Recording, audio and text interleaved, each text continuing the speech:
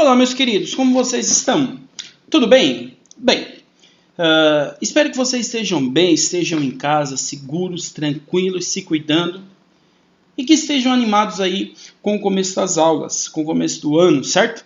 Mais um ano que a gente vai estudar, mais um ano que a gente vai aprender, mais um ano que a gente vai conviver, só que não vai ser um ano comum, não vai ser um ano normal como todos os outros. O ano passado já foi um ano diferente. Começou normal, mas por conta da pandemia do coronavírus, ele já se transformou num ano diferente e agora não vai ser normal novamente.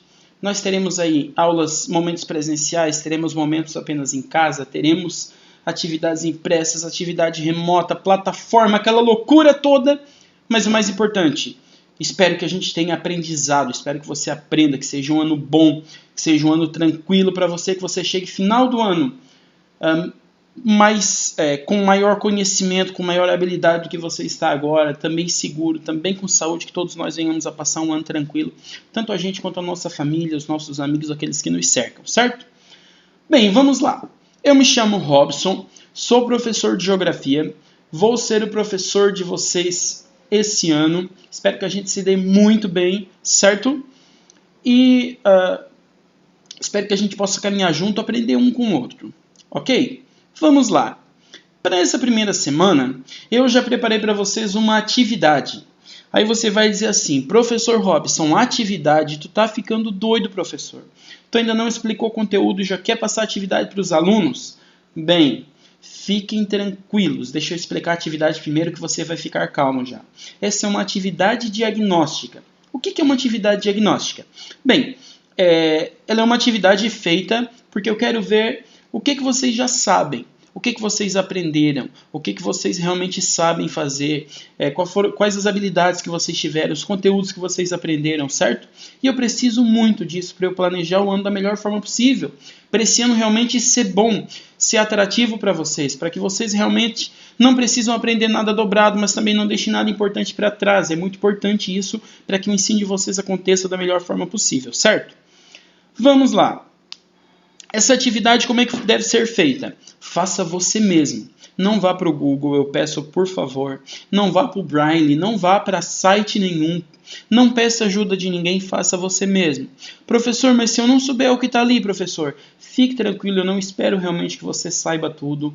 Como eu digo, ela é uma atividade diagnóstica. Não tem nota, não tem peso nenhum, certo? Mas é muito importante, muito importante. Vou falar de novo, muito importante que você faça da melhor forma possível e tente fazer, realmente acertando, caprichando, certo? Com aquilo que você conhece, ok? Volto a dizer, não espero que algum de vocês acerte todas as questões, porque eu sei que o ano passado foi um ano difícil, não houve tempo para passar todos os conteúdos necessários, mas eu espero que você se esforce e que você capriche, certo? Vamos lá, eu vou ler as questões com vocês, vou explicar o que eu quero com elas, não vou dar as respostas, óbvio, mas vou explicar a forma de você responder. Questão 1. Vivemos em um país realmente grande, o Brasil é muito grande. Por conta do tamanho do seu território e também da sua formação, o Brasil apresenta realidades e culturas muito diferentes entre as regiões. A charge abaixo mostra uma cena da seca do Nordeste. Tá vendo? Ó?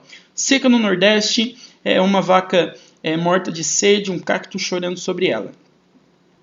Já a foto, ou seja, essa imagem aqui, mostra uma paisagem da cidade de Recife, capital do Pernambuco, que adivinha?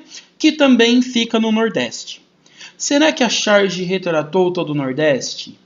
Cite outros exemplos de estereótipos. O que é um estereótipo? É uma ideia comum que as pessoas que não conhecem algo pensam, muitas vezes de forma errada, que as pessoas têm sobre as regiões brasileiras. Então, primeiro você tem que entender o que é um estereótipo. Estereótipo, por exemplo, todo professor é chato, é um estereótipo. Errado.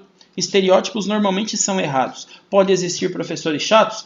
Podem, mas eu, por exemplo, sou uma prova viva que nem todo professor é chato. Vocês vão me conhecer e vão ver que eu sou muito legal, muito gente fina. Se vocês já me conhecem, sou eu de novo.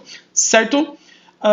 Outros estereótipos. Nesse caso aqui tem um estereótipo. Essa charge pode trazer um estereótipo com a região Nordeste. Existe seca lá naquela região? Existe. Mas toda a região Nordeste é de seca?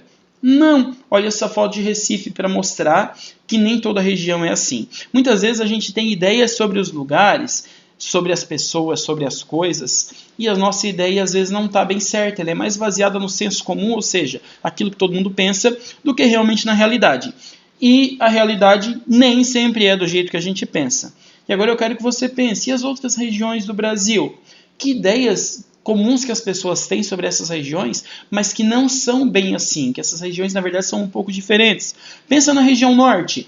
Como é a região norte? Ah, professora, a região norte é assim, assim, assim. Toda ela realmente é homogêneo isso? É tudo de uma mesma forma? Então é isso que você vai responder nessa questão, certo?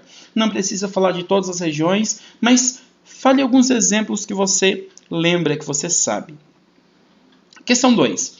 Durante a colonização e formação do território do Brasil, ocorreram vários fluxos de população que se deslocava e se estabelecia em outros lugares, muitas vezes expulsando os povos nativos. Quem eram os povos nativos, lembram? Eram os indígenas. Cite pelo menos um exemplo na história do Brasil em que isso ocorreu. Olha bem, aqui a geografia está tocando um pouco na história, para a gente entender os povos que compõem o Brasil hoje, e isso é geografia, a gente tem que entender justamente a história desses povos. Como que eles foram parar nos lugares onde eles estão. Isso é história. As duas disciplinas se complementam muito bem. E aqui nesse caso, você vai dizer pelo menos um, pode ser mais de um, mas pelo menos um exemplo na história em que a população nativa foi dizimada, ou foi morta, ou foi expulsa do lugar onde estava para que uma outra população vinda de outro lugar pudesse se estabelecer, certo? Resposta simples, bem tranquila. 3. Os principais povos formadores do Brasil foram os europeus, os negros e os indígenas, além de uma participação menor dos asiáticos, aí principalmente os japoneses, certo? Porém, cada um desses povos participou de formas diferentes na miscigenação. O que é miscigenação, professor? Que palavrão cabeludo é esse? Miscigenação é mistura. Sabe, quando a gente mistura o povo branco com o povo negro com o povo índio, o povo brasileiro ele foi formado por essa mistura cultural, certo? Hoje existem diferenças marcantes na qualidade de vida de cada uma dessas etnias. No geral, que diferenças são essas e por que ocorrem? Olha bem que essa é uma pergunta um tanto quanto sutil. Por exemplo, hoje nós temos no Brasil brancos, negros e também descendentes asiáticos e temos descendentes indígenas. E existe toda uma gama de mistura entre esses povos. Existe diferença na qualidade de vida dessas etnias, certo? Se existir essa diferença, por que ela ocorre? Eu estou dizendo que existe. Por que essa diferença ocorre? Certo? Será que teve alguma coisa a ver com a forma que essas etnias chegaram no Brasil, de repente? Pare e pense nisso. 4. O sistema de transição do período feudal para o capitalismo foi o mercantilismo. Olha, duas palavras-chave. Mercantilismo e capitalismo nessa questão. Onde metrópoles, como Portugal, exploravam colônias, como o Brasil, para aumentar sua riqueza. Na época mercantilista, Portugal extraía pau-brasil da nossa costa, produzia açúcar, minerava ouro e pedras preciosas, entre muitas outras coisas. Ou seja, Portugal ele tirava recursos do Brasil, a metrópole tirando recursos da colônia. Espanha fazia muito isso também com os países de colonização espanhola, que são a maioria da América Latina e tudo mais. Porém, entretanto, com o desenvolvimento do capitalismo de um modo geral, olha a palavra-chave aqui, muita coisa mudou na economia do Brasil. Fale, olha aqui o errinho de digitação do professor, fale sobre algumas dessas mudanças. Ah, professor, nesse período que tu citou aqui em cima do mercantilismo, a economia do Brasil funcionava assim, assim, assim. E já com o advento do capitalismo, quando o Brasil deixou de ser colônia, quando o Brasil começou a caminhar com as próprias pernas, a economia se tornou assim, assim, assado. Quais são as diferenças? É o que você vai falar nessa questão, certo? Eu sei que ela é um pouco mais difícil mesmo, mas capricha que dá tudo certo. 5. A produção, circulação e consumo de mercadorias impactam tanto o meio ambiente quanto a sociedade. De que forma a industrialização tem impactado o meio ambiente e a vida das pessoas? Notem, industrialização, produção de produtos industrializados, impactam grandemente o meio ambiente e a vida das pessoas. De que forma? E quando a gente fala industrialização, a gente não está falando só a indústria em si, mas a produção, que faz parte da indústria, a circulação, ou seja, o transporte de mercadorias e o consumo de produtos industrializados. E quando eu falo consumo, não estou falando apenas de comida. O celular que você está usando para ver esse vídeo, o caderno que você está usando para escrever essas respostas, a cama que você está deitado é um produto da industrialização, tudo isso impacta o meio ambiente, impacta a vida das pessoas. Só tem ponto positivo? Só tem ponto negativo? Olha, normalmente tem as duas coisas. Então eu quero que você me diga os pontos positivos e os pontos negativos. Mas principalmente, foque nisso aqui, ó, meio ambiente e vida das pessoas, certo?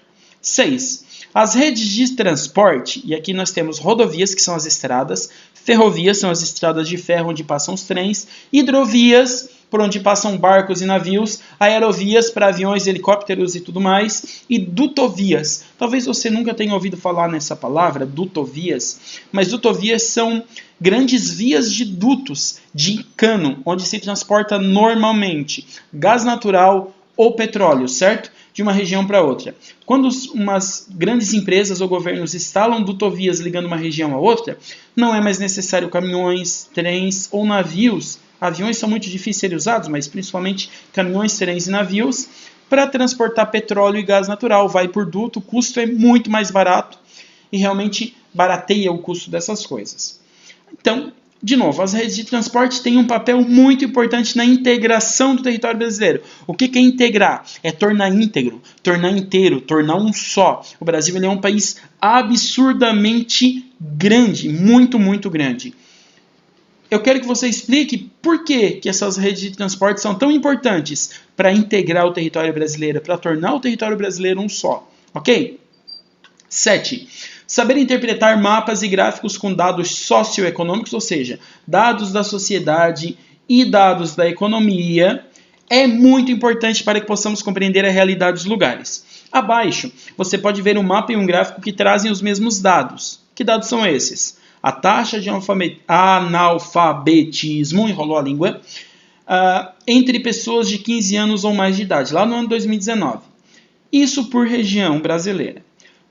Quais considerações você pode fazer a partir deles? Ou seja, você vai ver o gráfico, você vai ver o mapa e você vai traçar considerações. O que esse mapa e esse gráfico estão dizendo para você?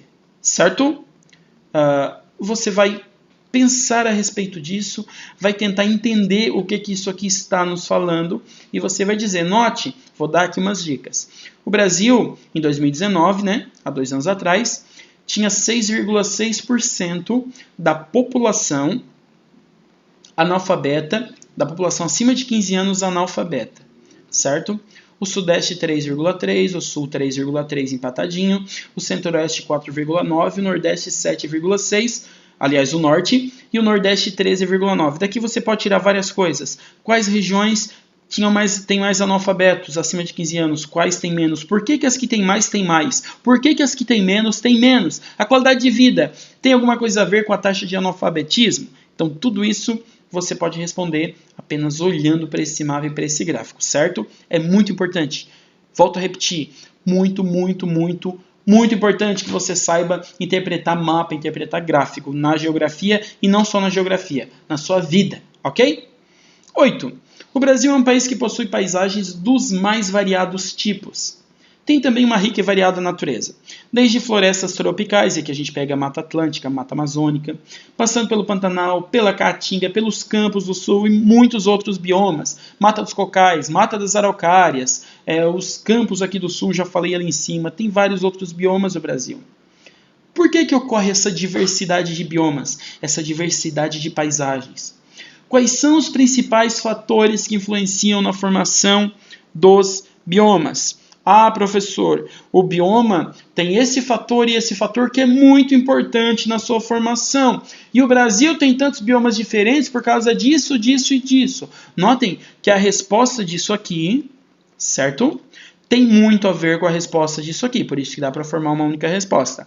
Não é uma resposta muito longa, deixei esse espaço para vocês, ok? 9.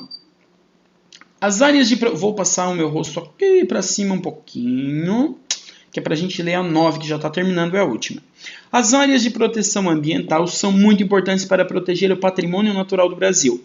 Para que tudo ocorra no Brasil da melhor forma possível, a gente está falando de meio ambiente, existe o SNUC. SNUC, professor, o que é isso? Não é sinuca, é SNUC, Sistema Nacional de Conservação Ambiental. O SNUC regulamenta áreas de proteção ambiental, as APAs ou APAs, entre outros espaços de conservação e preservação do meio ambiente. Que espaços são esses, professor? Parques naturais, santuários animais, santuários florestais, parques de conservação, áreas de preservação, tem várias áreas diferentes. Dentre essas, uma das mais importantes são as áreas de proteção ambiental. Agora vem a pergunta difícil de responder. No município de Cocal do Sul, existe alguma área de proteção ambiental? Se sim, qual? Então você vai dar essa resposta, não precisa explicar nada, apenas escrever. Existe, sim ou não? Se sim, qual? Ok? Bem, esse foi aí os exercícios que eu passei para vocês. Espero que vocês tenham assistido até aqui. E caso tenham assistido, que é o que eu espero, você vai lá nos comentários nesse vídeo no YouTube e você escreve o seu nome. Apenas o primeiro nome, não precisa colocar sobrenome. A não ser que exista alguém na sua sala com o mesmo nome do que você. Se existir alguém com o mesmo nome que você vai pegar e colocar só as iniciais do seu sobrenome do lado. Muito importante também colocar qual é a sua turma. 601, 602, coloque a sua turma para eu saber exatamente que você assistiu até aqui, isso é muito importante. Caso você veio parar nesse vídeo e você não é um dos meus alunos, não sabe quem é esse professor gordinho que está aí ensinando geografia, não tem problema nenhum. Assista, aproveite. Se você tiver alguma dúvida, escreve aí nos comentários, que se eu puder eu vou responder da melhor forma possível, mais rapidamente possível também. E aguarde que provavelmente daqui uns 10 ou 15 dias vai estar saindo aí no canal, e também para você que é aluno, né, vai estar sendo postado a resolução desse exercício. Certo? Por que, professor, tanto tempo, 10, 15 dias? Você que não é meu aluno pode estar se perguntando, porque é o tempo que eu dou lá para os meus alunos fazerem as atividades. E é claro que eu não vou colocar a resolução dessas atividades antes deles me entregar, certo? Então, por isso que vai demorar um pouquinho. Espero que você tenha gostado. Tchau, tchau, tchau, tchau, tchau, tchau, tchau. Beijão no professor Gordinho e até mais.